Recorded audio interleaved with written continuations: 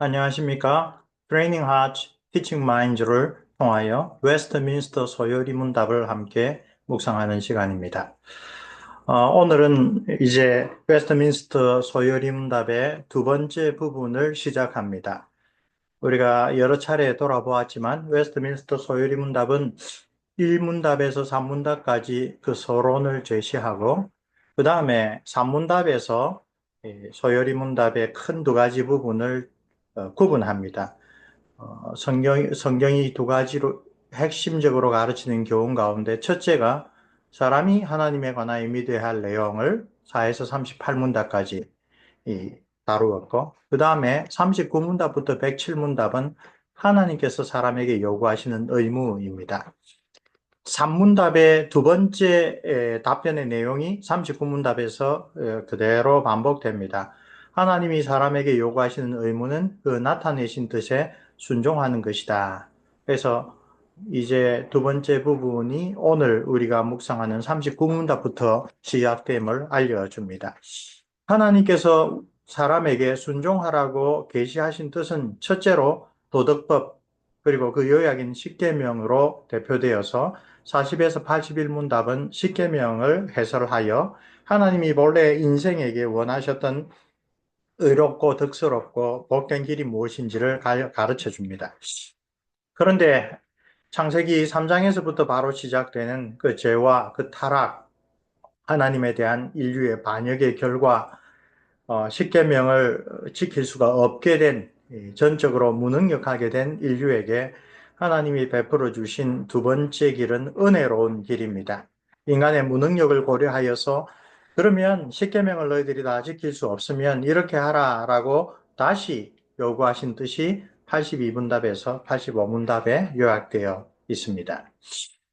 그 나타내신 둘째 뜻, 우리의 불순종과 무능함을 고려하셔서 주신 두 번째 뜻은 86문답에 예수 그리스도를 믿을 것, 87문답에 생명에 이르는 회개를 할 것, 그리고 회개와 믿음을 불러일으키기 위하여 우리에게 주신 은혜의 방도들, 은혜의 수단들을 부지런히 사용할 것, 88문답에서 마지막 107문답까지입니다. 이 부분을 또 우리가 살펴보면 그리스도의 구원의 유익들을 우리에게 전해주는 외적이고 일반적인 수단들은 크게 세 가지인데 은혜의 수단인 말씀을 89에서 90문답에서 다루고 있고요. 그 다음에 은혜의 수단인 성례에 관하여 성례 일반 그리고 신약의 성례인 세례와 성찬을 차례로 가르칩니다. 그런 다음 은혜의 수단으로서 주께서 가르쳐 주신 그 기도를 중심으로 97에서 107문답까지 다루고 있습니다. 이것이 웨스트민스터 소요리 문답의 두 번째 파트를 다 아우르는 구성입니다.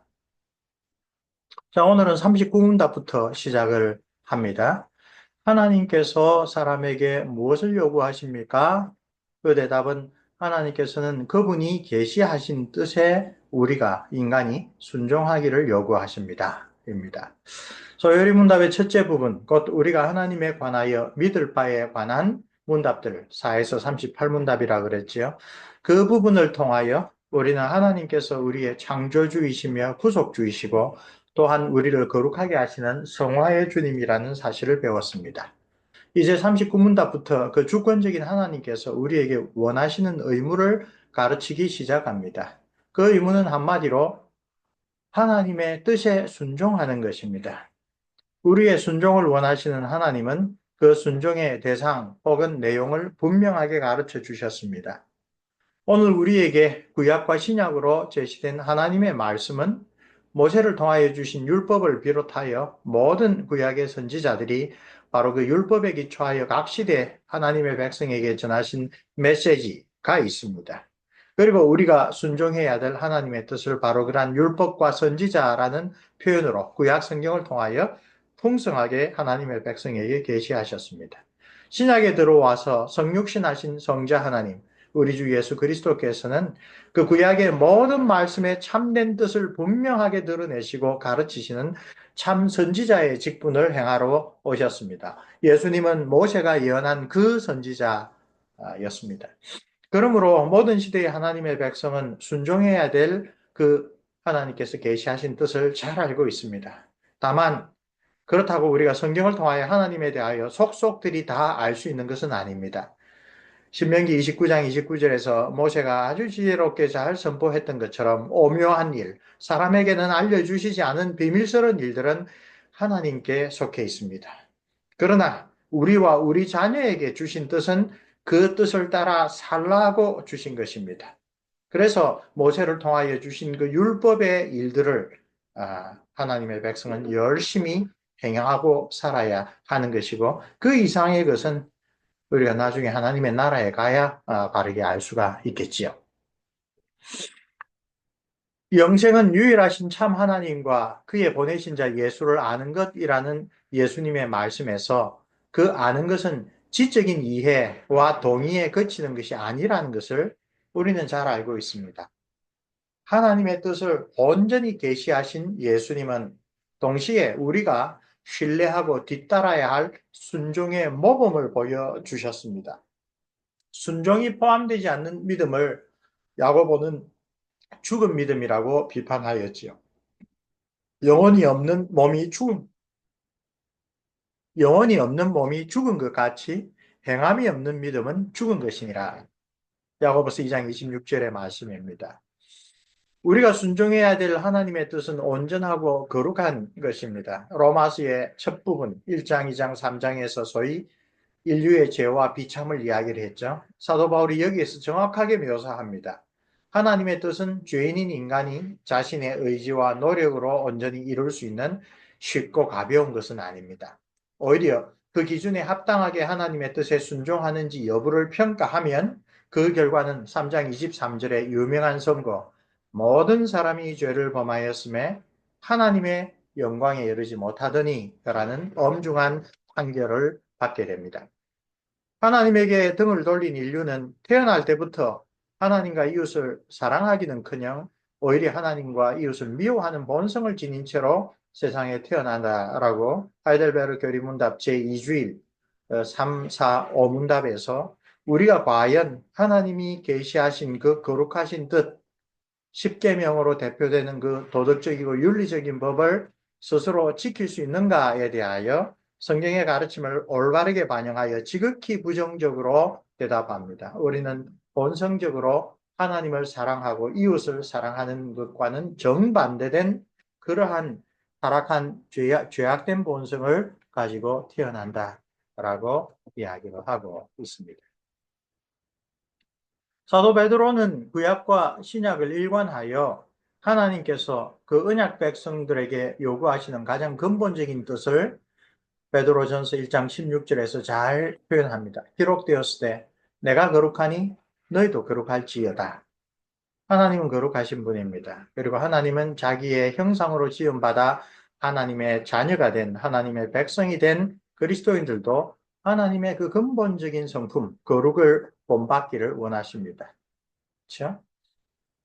그 뜻에는 순종이라는 단어에 얼마나 엄청난 무게가 걸려 있는지를 우리에게 새삼 일깨워 줍니다. 우리는 하나님을 닮는 것을 감히 생각하지 못할 정도로 거룩하지 못한 존재인데 하나님께서 순종하라라고 계시하신 그 근본적인 뜻을 다 핵심적으로 아우르면 거룩하신 하나님을 본받으라 라고 말하고 있기 때문입니다.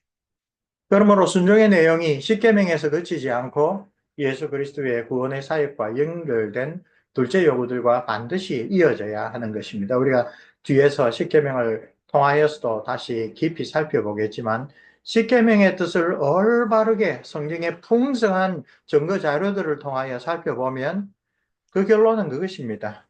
우리 스스로는 결코 이 십계명을 통하여 주신 하나님 뜻을 이룰 수가 없습니다. 하나님 저를 도와주옵소서. 성령으로 저를 하나님의 뜻을 이루려고 하는 간절한 소원을 갖게 하시고 우리에게 소원을 주실 뿐만 아니라 우리가 그렇게 행하도록 성령 하나님 도와주십시오 라고 기도하도록 십계명을 우리에게 주셨다라는 것을 알 수가 있습니다. 그 기도는 예수 그리스도의 구원의 사역, 성령 하나님의 그리스도의 사역에 근거하여 우리를 거룩하게 하시는 성화의 사역에 달려 있다는 것입니다. 그래서 칼빈과 더불어 개혁주의 신학의 최고봉으로 높이 존중받았던 피터 마트 버미글리는 왜 개혁교회는 주일날 오후에 십계명을 가르치라고 하느냐. 그 까닭은 십계명을 통하여 구원받고 난 다음에도 여전히 우리가 하나님의 말씀을, 하나님의 계명을 올바르게 지킬 수가 없으므로 십계명을 깊이 배우고 그 앞에 우리의 모습, 하나님이 보시는 우리의 무능력하고 부족한 모습을 깨닫고 하나님 앞에 엎드려 기도하라고 십계명을 가르치라고 한다. 개혁주의 신학의 핵심은 바로 그 기도이다라고 이야기를 하는 것입니다.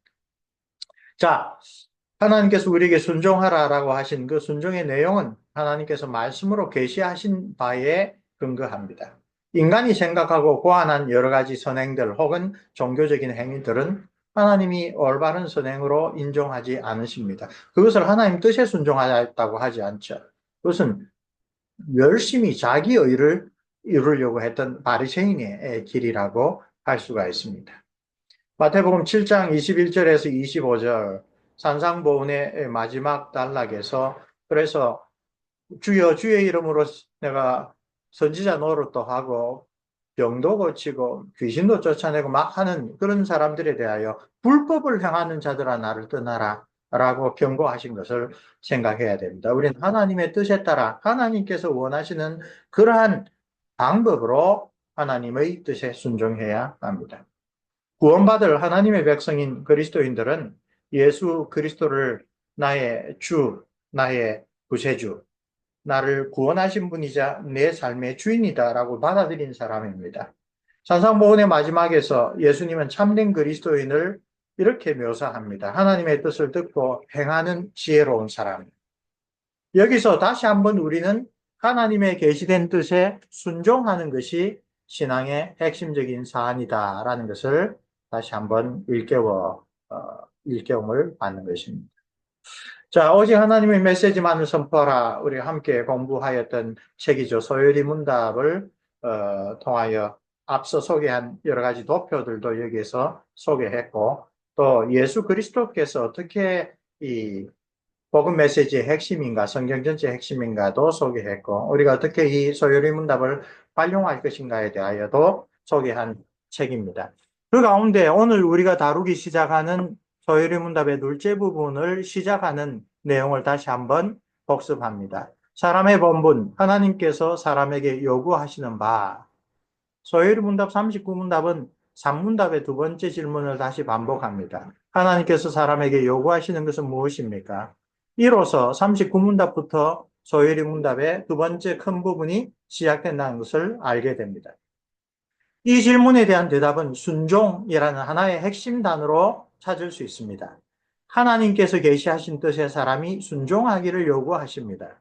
하나님께서 사람에게 요구하시는 것은 순종이라는 이 딱 부러지는 이 대답은 이 순종이라는 주제가 성경에서 얼마나 중요한지를 보여줍니다. 그 단적인 예가 사도 바울이 로마서에서 모든 인류를 대표하는 두 사람을 바로 이 순종이라고 하는 잣대로 대조하는 것에서 찾을 수 있습니다. 한 사람이 순종하지 아니하므로 많은 사람이 죄인 된 것 같이 한 사람이 순종하심으로 많은 사람이 의인이 되리라. 로마서 5장 19절 말씀. 사도 바울이 말하는 한 사람은 아담이고 다른 한 사람은 예수 그리스도입니다. 두 사람은 인류를 대표하는 두 종류의 사람, 아담이란 말 자체가 사람이라는 뜻이죠. 첫 사람 아담은 하나님의 말씀에 대한 불신과 불순종으로 생명의 근원이신 하나님과의 사랑의 관계를 파괴했습니다. 그 결과 세상에 죄와 죽음이 들어왔습니다. 생명의 근원이신 하나님과의 관계가 단절되었으니 그것은 당연한 결과입니다. 반면에 둘째 아담이신 예수 그리스도는 그와 정반대의 모습을 보여주셨습니다. 공생애의 시작을 알리는 세례 요한의 세례부터 성령님께 이끌려 광야에서 사단의 시험을 받으실 때, 그리고 가장 큰 영적 전투인 십자가를 앞둔 겟세마네의 기도에 이르기까지 예수께서는 일관되게 하나님의 말씀을 신뢰하고 순종하셨습니다. 바로 그런 삶의 모범을 통해 예수님께서는 신명기를 비롯한 구약의 율법이 요구하는 바 하나님에 대한 참사랑, 곧 하나님의 말씀을 신뢰하고 그 뜻에 순종하는 데 있다라는 것을 잘 보여주셨습니다.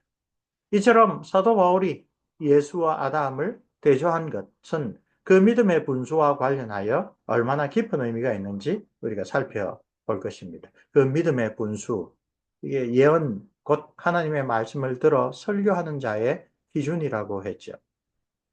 다만 여기에서는 소요리 문답의 두 번째 부분의 전반적 구조와 관련하여 하나님께서 사람에게 요구하시는 순종의 대상, 순종의 내용이 무엇인지를 살펴보려고 합니다. 우리가 순종해야 될 하나님의 뜻은 무엇입니까? 이 질문에 대답하는 형식으로 소요리 문답은 믿음의 분수의 내용을 계속하여 설명합니다. 그리고 그 뜻을 크게 두 가지로 십계명, 그리고 두 번째로 구원의 교리로 구분하여 제시하는 것입니다. 자, 여기 도표를 보시면 위의 도표에는 아담과 예수 그리스도를 비교 대조하는 도표입니다. 아래에는 구약에서 하나님이 그 백성들에게, 아니 모든 사람들에게 순종하기를 원하시는 십계명과 예수 그리스도께서 오셔서 그 십계명의 내용들을 어떻게 온전하게 순종하셨는지 그것을 대조하는 도표입니다. 하나씩 시간 내어서 살펴보시면 유익하리라고 생각합니다. 자, 오늘 39문답으로부터 이제 우리는 소요리 문답의 둘째 부분에 들어갔습니다. 이제 하나님께서 우리에게 순종하라고 주신 십계명과 그 다음에 십계명을 지킬 수 없는 우리를 긍휼히 여기셔서 주신 구원의 교리를 차례대로 이제 살펴보도록 하겠습니다. 수고하셨습니다.